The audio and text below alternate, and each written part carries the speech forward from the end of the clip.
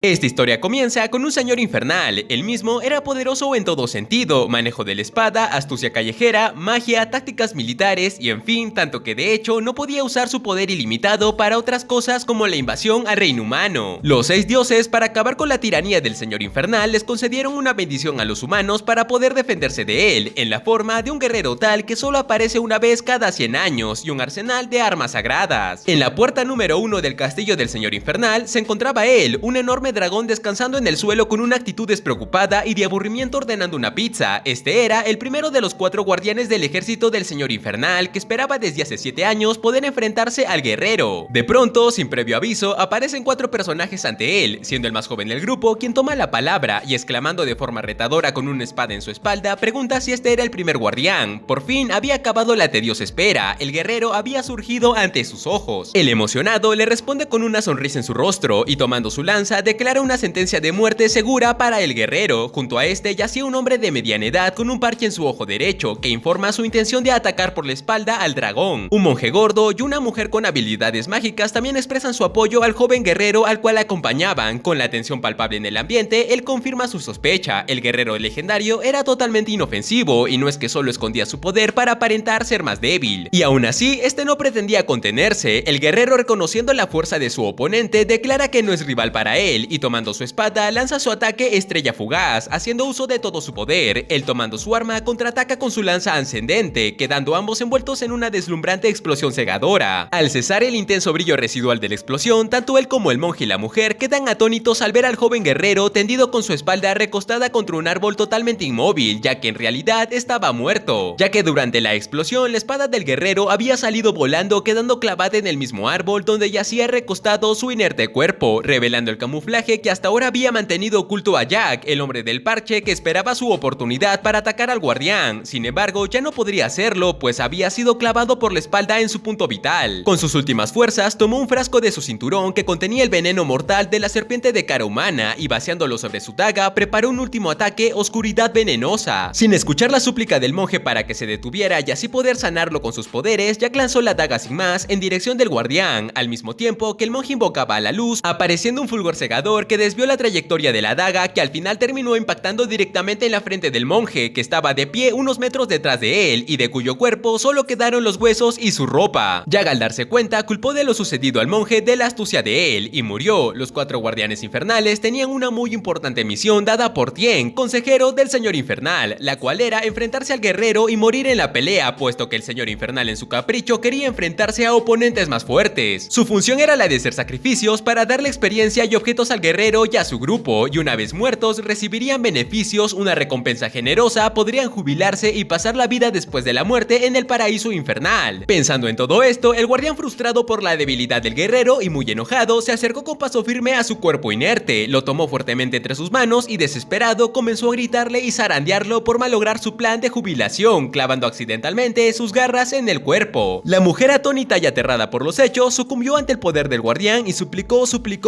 por su vida, hasta el punto de chantajearle que la dejara vivir por el bien de su hijo, confesando que estaba embarazada. Él, harto de tanta incompetencia, se acercó a ella de forma amenazante, diciendo que sería un desperdicio matarla, ya que si no había un guerrero que pudiera matarle, él criaría uno, pensó para sí, y de pie ante la mujer le pide que le deje criar a su hijo. Luego de un largo e incómodo silencio mientras comían pizza, él continuó rogándole a Laffy, la mujer maga, que le permitiera criar a su bebé. Ella, temblorosa e indecisa, le dice que le resultaba muy difícil dejar que a su hijo lo criara el dragón que mató a su padre. ¿Podría un enemigo criar bien a su bebé? Pues este era el hijo del guerrero, y aunque estaba asustada, ella hablaba con mucha sinceridad. Con esta impactante y reveladora noticia, él insistió y suplicó con más intensidad aún que le permitiera criarlo, alegando que el reino humano necesitaba de un guerrero que lo salvara de ser destruido, puesto que había muchas cosas que valían la pena salvar, como la pizza. Tratando de ocultar su verdadero objetivo de criar un guerrero fuerte que lo matara, mientras más lo escuchaba hablar, Laffy supo que si le confiaba a su bebé, algo terrible pasaría. Y en busca de una forma de supervivencia para ambos, ella, muy astutamente haciendo uso de sus habilidades, declaró con una fingida tristeza en su mirada que sería mejor que el bebé no naciera, puesto que su embarazo había sido el resultado de una aventura de una noche, y cuando se supo la noticia de que estaba embarazada, ni el guerrero de porquería que resulta era el padre biológico del niño se negó a hacerse responsable del mismo, ni su tío Jack el ladrón, quien dijo esas banalidades, no le interesaban. Ni siquiera el monje Myung-yong, ninguno de ellos se alegró por ella. Por tanto, ella se negaba a que un bebé que no había sido bien recibido fuera cargado a además con una vida llena de caos y lucha. Seguidamente, tomó el tenedor con el que estaba comiendo, lo levantó y dramática y fingidamente lo hizo descender en dirección a su vientre, pero realmente terminó impactando en el plato con ensalada que estaba comiendo. Por otro lado, él, con una mirada de terror, soltó un grito de desesperación, suplicando que se detuviera, rogando de rodillas ante ella y con lágrimas en sus ojos que él haría lo que fuera con tal de que no lastimara al bebé debido a que él era muy importante. Necesitaba un guerrero, necesitaba a ese bebé, y sin darse cuenta de la diferencia que había entre ellos, entre un guardián del ejército del señor infernal sin astucia callejera, que vivió como un ermitaño 7 años esperando al guerrero, y una maga promedio que llevaba años trabajando por su cuenta en el reino humano y que había superado todo tipo de pruebas y adversidades, cambiaron los roles. Luffy estaba de pie y él yacía arrodillado a sus pies suplicando. Había una brecha casi insuperable en cuanto a habilidades de negociación y era evidente. Ante este cambio de situación y al escuchar lo que quería, Luffy con una sonrisa victoriosa en sus labios presentó un contrato por la custodia del bebé ante él, el cual debía firmar. Él mismo se quedó perplejo pues no quería llegar a tanto, pero era esto o nada, debido a que Luffy no permitiría que él solo fuera su maestro y presumiera ante todos diciendo que prácticamente lo crió, mientras ella tendría que educarlo, cuidarlo, hacer las tareas del hogar y buscar el pan. Si ese era el nivel de responsabilidad que estaba dispuesto a asumir un guardián infernal, era inaceptable para ella. Ofendido al ver que su determinación había sido puesta en duda, él se recuperó de su momento de debilidad y con una firme determinación, proclamando ser uno de los 4 guardianes infernales, pasando por alto su instinto que le decía que no lo hiciera, firmó el contrato sin siquiera leerlo. De repente, en el dorso de su mano comenzó a brotar humo que al disiparse reveló una marca circular con unos símbolos particulares, en cuyo centro decía que su dueña era Luffy. Él había sido totalmente engañado por la maga Luffy, era un contrato familiar. Luffy sí dejaría que él criara a su bebé, pero no solo, lo harían juntos. El contrato era una póliza de seguro. Con el paso de los meses, en una pequeña casa en el bosque, se escucha la voz de Luffy que iba de salida a trabajar dándole indicaciones a él, quien queda en casa cuidando del pequeño Dino, el cual había heredado el cabello castaño de su padre y los hermosos ojos de su madre. Él era un guardián del ejército del señor infernal, maestro de la lanza, custodio del infierno, guardián invencible y un guardián con una increíble habilidad para cambiar pañales. En el interior de la pequeña casa en el bosque se encuentra él, reconociendo que criar a un guerrero no es tarea fácil, empezando por el hecho de que los humanos son muy frágiles, por lo que tuvo que sacrificar su cuerpo cortando sus garras para evitar así dañar al bebé Dino. En medio de la noche, el agotado se desploma sobre su cama esperando por fin dormir un poco. Su fantasía es interrumpida inmediatamente por el llanto de Dino, por lo que se levanta para ir a atenderlo. Más tarde, en un intento de enseñar a Dino una técnica de ataque al cuello usando como arma un trapeador, el guardián es golpeado en la cabeza por Luffy, quien le aclara que el bebé aún no camina y no quiere que le enseñe cosas raras, comenzando un largo regaño por su parte hacia él. Él, totalmente descontento por la situación, recordando lo poco grata e innecesaria que le parece la presencia de Luffy para criar al niño y con ganas de que se callara, le reprocha con desdén que es aprendizaje temprano. Y tomando a Dino entre sus manos, alzándolo en alto, declara muy tranquila y felizmente que debe aprender todo eso rápido para que pueda ser capaz de matarlo. Impactada y muy disgustada por tal declaración, la mujer levanta su mano derecha, mostrando en el dorso la misma marca que apareció en la mano de él cuando firmó el contrato, y con una exclamación activa el control familiar, técnica mediante la cual la dueña, es decir Luffy, puede darle 3 órdenes por día al familiar, en este caso él, prohibiéndole decir la palabra matar. Luffy bien reconoce lo útil que ha sido la ayuda de él para criar a Dino, pero también lo preocupante que hubiera sido haberlo dejado criar solo a su hijo. Un poco después, ambos fueron a acostar a Dino cuando por fin se durmió, y mientras lo arropaban, cada uno reflexiona que criar a un niño y criar a un guerrero no es tarea fácil. Lo observan atentamente y notando lo lindo y adorable que es, les reconforta y ambos le dedican una sonrisa de ternura, disfrutando del momento. Necesitamos dinero, dijo Luffy a él, pues los ahorros que ella le dijo que tenía se habían agotado en su mayoría antes de lo que ella calculó, debido a que cierto guardián comía más de lo que ella pensaba. Sin embargo, antes de que ella pudiera terminar de hablar, él se escudó en que la fórmula que tomaba Dino era muy costosa, provocando la ira de la mujer. El guardián, preocupado pensando en lo que ella le acababa de decir, se atreve a preguntarle cuánto dinero le queda y por cuánto tiempo les durará. Luffy, en respuesta, levanta el brazo y extiende el dedo índice. ¿Un mes?, pregunta él preocupado con asombro. ¿Una semana?, le aclara ella. Han pasado 88 años, 2 meses y 3 días desde el nacimiento del señor infernal. Eso significa que solo quedan 11 años, 9 meses y 27 días para que despierte. En el interior del hogar en el bosque se desarrollaba una ardua discusión sobre el trabajo. Él se negaba rotunda y muy ruidosamente ante Luffy a trabajar, considerándolo labores de poca monta, las cuales no tenía la responsabilidad de realizar, porque había sido su culpa el haber tenido que irse del castillo del señor infernal con ella. Control familiar, callarse, activó Luffy, tomando el mando de la discusión. Ahora es su turno de gritar, reclamándole que la carne que se comía no era gratis, que no minimizara el trabajo honesto, ya que para alivio de él, ella era la que iba a trabajar porque nadie lo contrataría a él. Después de todo, era un dragón, solo podrían contratarlo como mascota de una cadena de comida o algo así, y además además, ella tampoco podía hacer hechizos superiores como el de cambiaformas. Por lo tanto, muy a su pesar, él debía ocuparse de Dino. Su discusión fue interrumpida por un llanto. Dino, que anteriormente se encontraba jugando felizmente en el suelo con unos ovillos de lana enfundado en una pijama de dinosaurio, quedó enredado entre las hebras de los hilos. Mientras Luffy consolaba y desenredaba a Dino, él, comprendiendo que esta sería la oportunidad perfecta para poder entrenar a Dino y enseñarle todas las técnicas de lucha de los hijos del dragón sin la intervención de Luffy, aceptó cuidar del niño mientras Luffy trabajaba con una expresión astuta y sonriente en el rostro. En el pueblo del reino, mientras Luffy caminaba rumbo a su entrevista de trabajo, no pudo evitar preocuparse por Dino, pues era la primera vez que lo dejaba solo con él, y buscando calmarse repetía que este había cambiado y que ella confiaba en él. No obstante, su desconfianza y preocupación se acentuaron cuando vio a un grupo de mujeres comprando ovillos de lana para tejerle suéteres a sus bebés, recordando la situación previa en casa, preguntándose si Dino estaría bien. Aunque solo habían transcurrido 3 minutos desde que salió de casa y mientras caminaba cerca de un árbol floreado, comenzó a estornudar. Su alergia había regresado. En el hogar, él, intentando hacerle una demostración a Dino de la lanza ascendente, una de las técnicas de los hijos del dragón, chocó el trapeador que usaba como lanza en el techo. No había suficiente espacio dentro, así que harían una clase afuera, concluyó. Mientras realizaba su demostración, Dino estaba en el suelo sentado sobre una manta junto a las flores, mostrando poco interés por lo que hacía él, y sin previo aviso estornudó, comenzando a sollozar con un intenso rubor rojizo en sus mejillas. En el gremio de magos del Dr.